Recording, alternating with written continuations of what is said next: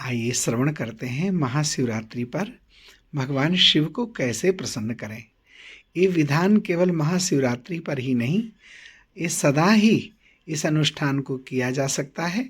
भगवान शिव को प्रसन्न करना बड़ा ही सरल है, क्योंकि कहा गया है, नमस्कार प्रियो भानु जलधारा प्रियो शिव, अलंकार प्रियो कृष्ण गणपति मोदक प्रियम।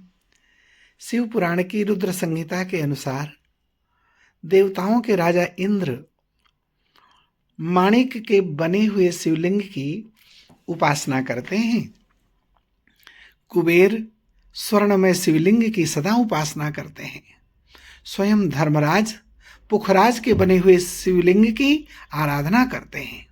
वरुणदेव श्यामल वर्ण युक्त शिवलिंग की पूजा उपासना करते हैं। भगवान विष्णु स्वयं इंद्र नीलमणि की उपासना करते हैं। इंद्र नीलमणि से बने हुए शिवलिंग का यजन पूजन करते हैं। ब्रह्मा जी स्वर्णमय शिवलिंग की पूजा करते हैं। विश्व देवगण चांदी के शिवलिंग का अर्चन करते हैं। वसुगण पीतल के शिवलिंग की सदा पूजा करते हैं। दोनों अश्वनी कुमार पार्थिव लिंग की पूजा करते हैं। स्वयं माता लक्ष्मी स्फटिक के शिवलिंग की आराधना करती हैं। आदित्य गण सूर्य आदि देवता ताम्रमय तांबे के शिवलिंग की उपासना करते हैं। अग्निदेव राजा सोम मोती के बने हुए शिवलिंग की उपासना करते हैं। हीरे के बने हुए शिवलिंग की भी उपासना करते हैं। नागगण मूंगे के शिवलिंग की पूजा करते हैं। देवी दुर्गा मक्खन के बने हुए शिवलिंग की उपासना करती हैं। योगी जन भस्ममय शिवलिंग की अर्चना करते हैं। यक्ष लोग दधि से निर्मित शिवलिंग की उपासना करते हैं। छाया देवी आटे से बने हुए लिंग की पूजा करती हैं। ब्रह्म पत्नियां रत्नमय शिवलिंग की उपासना करती हैं। इस प्रकार समस्त देवों के पूजा गृह में शिवलिंग की स्थापना है। सभी देवता लोग शिवलिंग की उपासना करते हैं। शिव पुराण में ऐसा वर्णन मिलता है कि भगवान विष्णु ने देवताओं की उन्नति और वृद्धि के लिए, उनके कल्याण के लिए सुंदर शिवलिंगों का निर्माण किया, सुंदर शिवलिंग प्रदान किए। पिनाक पाणी महादेव की पूजा की विधि भी भगवान विष्णु ने बताई है, जिससे सबकी मनोकामना पूर्ण हो। इस प्रकार आप जान लीजिए, सारा ब्रह्मांड शिव की आराधना और शिव की पूजा कर रहा है। हमें भी ऐसा कोई घर नहीं होना चाहिए जिसमें शिवलिंग ना हो, लेकिन वह शिवलिंग अंगूठे से छोटा ही होना चाहिए। शिवलिंग और शालिग्राम का पूजन जिन घरों में होता है, वे घर बड़े ही भाग्यवान होते हैं। उनके ऊपर हरि और हर अर्थात नारायण और भगवान शिव दोनों की कृपा हो जाती है। विशेष ध्यान देने की बात है कि अपने पूजा स्थल में शिवलिंग का स्नान नित्य गंगा जल से करें, गंगा जल से अभिषेक करें। शिवलिंग पर नित्य चंदन चढ़ाएं, अक्षत चढ़ाएं, बिल्व पत्र अर्थात बेल पत्र चढ़ाएं। भगवान शिव आशुतोष हैं, अति शीघ्र प्रसन्न हो जाएंगे। आपकी पूजा सार्थक हो जाएगी, आपकी मनोकामना पूर्ण हो जाएगी। यदि किसी कारणवश शिवलिंग प्राप्त ना हो सके तो मिट्टी का शिवलिंग बना लें और अक्षत और बेलपत्र से ही पूजा कर लें। अर्थात बिना अधिक प्रयास के भी भगवान को आप प्रसन्न कर सकते हैं। मुख से नमः शिवाय नमः शिवाय नमः शिवाय यह मंत्र आराधन करते रहना चाहिए।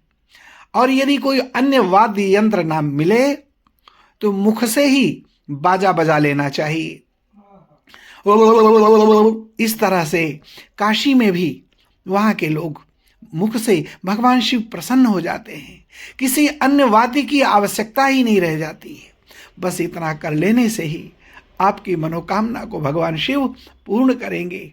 निश्चय ही देवता हो तो ऐसा हो शिव के जैसा, जो अति सरल अति सुलभ, इसीलिए तो उनका नाम आशुतोष और औढ़र दानी कहा गया है। वे तत्काल ही शीघ्रातिशीघ्र प्रसन्न होकर के वरदान देने में तत्पर हो जाते हैं। शिव पुराण की रुद्र संहिता के 14वें अध्याय में शिव पूजा की महिमा का वर्णन किया गया है और किस पदार्थ को चढ़ाने से क्या फल मिलता है। जिसे धन की कामना हो, लक्ष्मी की कामना हो, उसे कमल के फूल से और बेलपत्र से या फिर शंख के फूल से, शंख पुष्प से शिव की उपासना करनी चाहिए। कितने होने चाहिए? बोले यदि 1 लाख की संख्या में हो तो क्या कहने, अन्यथा एक भी मिल जाए तो उसी के अंदर 1 लाख का भाव स्थापित कर लीजिए। मृत्युंजय मंत्र का जप करना चाहिए। इस मंत्र के जप से भगवान शिव प्रसन्न हो जाते हैं और जब 5 लाख से ज्यादा हो जाता है तो कभी भी शिव जी आपको दर्शन दे सकते हैं। 1 लाख मंत्र के जप से शरीर की शुद्धि हो जाती है। 2 लाख मृत्युंजय मंत्र के जप से पूर्व जन्मों की बातों का स्मरण होने लगता है। 3 लाख मंत्र का जप पूरा होने पर संपूर्ण कामनाएं पूर्ण होने लगती हैं। 4 लाख मंत्र का जप होते ही स्वप्न में शिव जी का दर्शन होता है और 5 लाख मंत्र का जप जब पूरा हो जाता है तो शिव उपासक के सम्मुख शिव कब कृपा करने जाना नहीं जा सकता, वे तत्काल प्रकट हो जाते हैं, प्रकट होकर कृपा कर सकते हैं। इस प्रकार इतनी महिमा है। जो मोक्ष की अभिलाषा रखता हो उसे 1 लाख दूर्वा के द्वारा, दूब घास के द्वारा उसे शिव की उपासना करनी चाहिए। आयु की इच्छा वाले को दूर्वा से उपासना करें। पुत्र की इच्छा वाले धतूरे के 1 लाख पुष्प से शिव की उपासना करें। यश की प्राप्ति के लिए अगस्त के फूलों से उपासना करें। भोग और मोक्ष की प्राप्ति के लिए तुलसी दल और तुलसी की मंजरी से भगवान शिव की उपासना करें। लाल और सफ़ेद आँखें का पुष्प होता है और श्वेत कमल होता है, इससे भी शिव की उपासना की जाती है। इससे भोग मोक्ष की प्राप्ति होती है। दोपहरिया, जिसे बंदूक कहते हैं, दोपहरिया के फूलों द्वारा पूजन करने से आभूषण की प्राप्ति होती है। चमेली के फूल से पूजा करने से वाहन की प्राप्ति होती है। अलसी यानी तीसी के फूलों से भगवान शंकर की पूजा करने से व्यक्ति विष्णु भगवान का प्रिय बनता है। समी के पत्र से शिवलिंग की पूजा करने से मोक्ष मिलता है। बेला के फूल चढ़ाने से शुभ लक्षणा पत्नी की प्राप्ति होती है। जूही के फूल चढ़ाने से अन्न धन की कमी नहीं होती है और कनेर के फूलों से पूजा करने पर मनुष्य को वस्त्र की प्राप्ति होती है। बिल्व पत्र चढ़ाने पर मनोकामनाओं की पूर्ति होती है। हार श्रृंगार के फूल चढ़ाने से सुख संपत्ति की प्राप्ति होती है। राई के फूल चढ़ाने से शत्रु भयभीत होते हैं, शत्रु हमारे अनुकूल हो जाते हैं, उनके अंदर से शत्रुता नष्ट हो जाती है। चंपा और केवड़े को भगवान शंकर पर नहीं चढ़ाना चाहिए। चंपा का फूल और केवड़े का पुष्प इस शिव को न चढ़ाएं। महादेव के ऊपर चावल चढ़ाने से लक्ष्मी मिलती है, लेकिन चावल खंडित ना हो, अखंडित होने चाहिए। तिलों द्वारा शिव की पूजा करने से, यज्ञ करने से, आहुति देने से, शिव का अभिषेक करने से बड़े बड़े पातक और पितृदोष आदि दूर हो जाते हैं। पुआ, गेहूं के पकवान से बना हुआ जो पुआ होता है, तो उस पुए से शंकर जी की पूजा करने से शंकर जी प्रसन्न होते हैं और संतान को सुख मिलता है। मूंग, साबुत मूंग शिव पर चढ़ाने से मानसिक पीड़ाएं दूर होती हैं। कंगनी चढ़ाने से भगवान शंकर धर्म अर्थ काम मोक्ष प्रदान करते हैं। अरहर के पत्ते चढ़ाने से भगवान शिव मनोकामनाओं को पूर्ण करते हैं। ज्वर ना उतर रहा हो, बुखार ना उतर रहा हो, तो शीतल जल की धारा भगवान शंकर पर निरंतर चढ़ानी चाहिए। वंश की वृद्धि के लिए शिव जी के सहस्त्र नाम से गऊ के घी की धार चढ़ानी चाहिए, इससे वंश की वृद्धि होती है। विद्यार्थियों के लिए बहुत ही चमत्कारी उपाय है। मीठा मिला हुआ कच्चा दूध, गऊ का दूध हो, उसे शिवलिंग पर चढ़ाएं। ऐसा करने से बुद्धि जड़ भी हो गई हो तो वह बृहस्पति के समान उत्तम बुद्धि को प्राप्त करता है।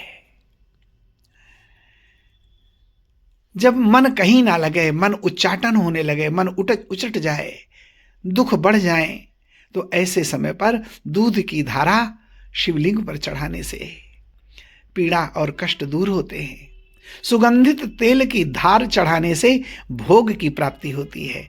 सुगंधित इत्र चढ़ाने से यश प्रतिष्ठा की प्राप्ति होती है। मधु चढ़ाने से राजयक्षमा जैसे कष्टकारी रोग दूर होते हैं।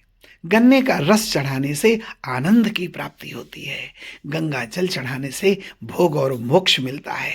इस प्रकार से भगवान शिव कि ये समग्र सामग्रियां मृत्युंजय मंत्र से चढ़ाएं, अन्यथा नमः शिवाय नमः शिवाय नमः शिवाय ऐसा करें।